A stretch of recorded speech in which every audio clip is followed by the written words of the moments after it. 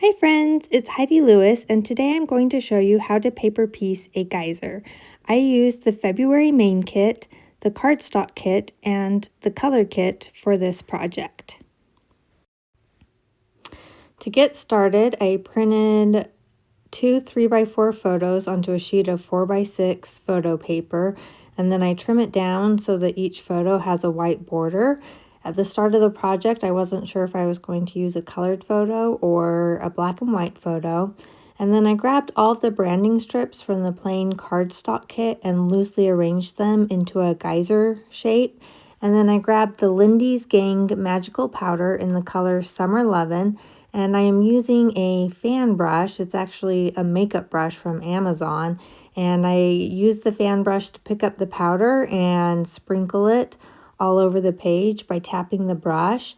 And then I activate the powder with a water bottle, and then I use a paper towel roll just to remove any excess water from the page. Once my background was completely dry, I brought my branding strips back in and arranged them into a geyser shape. And then starting with the center strip, I glue it down with Barely Arts liquid glue, and then I machine stitch it into place with white thread. And the machine stitching just adds another layer of interest and texture and dimension. I started at the center and worked my way outward.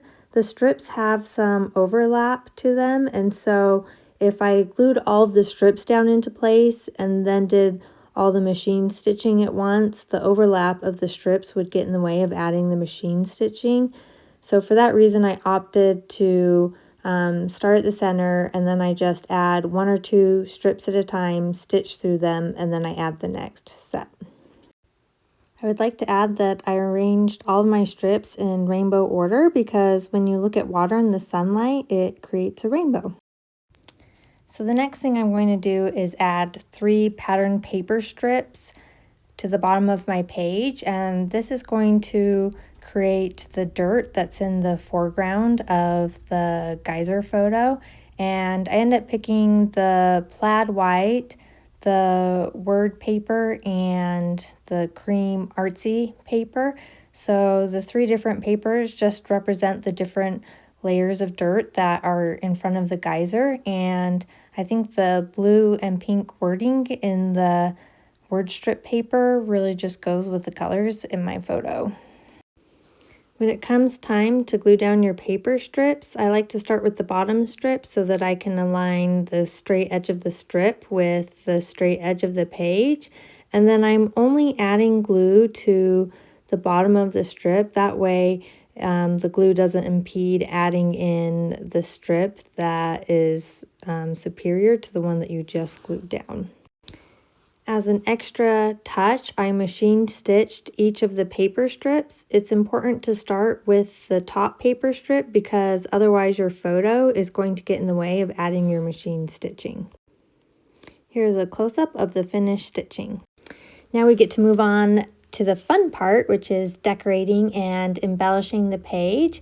For my title, I'm using a combination of thickers from the January kit and an ephemera piece from the February kit so that I can make the title extraordinary. The reason I'm using the January thickers is because the rainbow colors really tie in with the rainbow branding strips. So I tucked a colorful frame behind my photo. It helps fill the gap between the photo and the title, and then it also just plays off of the rainbow theme. And then I fussy cut a bunch of flowers from the blue floral paper, which are going to help finish out the scene because they look like wildflowers. I also pulled in a puffy backpack sticker and a pink camera sticker from the September kits because I thought they went really well with the travel theme. And then I also wanted to be sure to include the floral converse because it just ties in with the hiking travel theme as well. And then to secure each of my flowers, I'm using foam dots because this is going to give the flowers some extra dimension. So the next thing I'm going to do is sprinkle in some sequins all around the geyser because this adds to the effect that the geyser is spewing water. The little sequins just look like water droplets to me.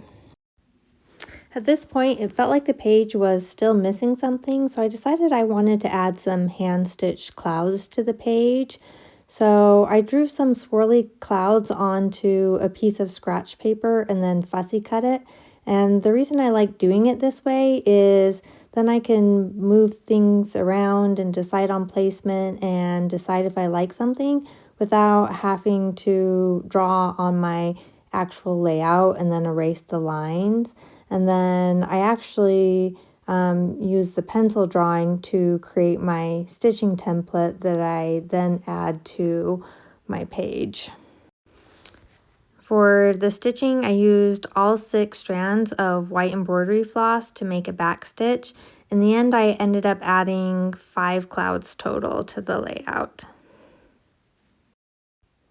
Here are some close-ups of the finished layout. I just love that there's so many different textures. There's hand stitching, mixed media, sparkly little sequins, fussy cutting. It really is my favorite type of layout when you can do all of the techniques, and I am so happy with how it turned out. Thanks so much for watching my video, and be sure to use my coupon code to get 10% off your kit.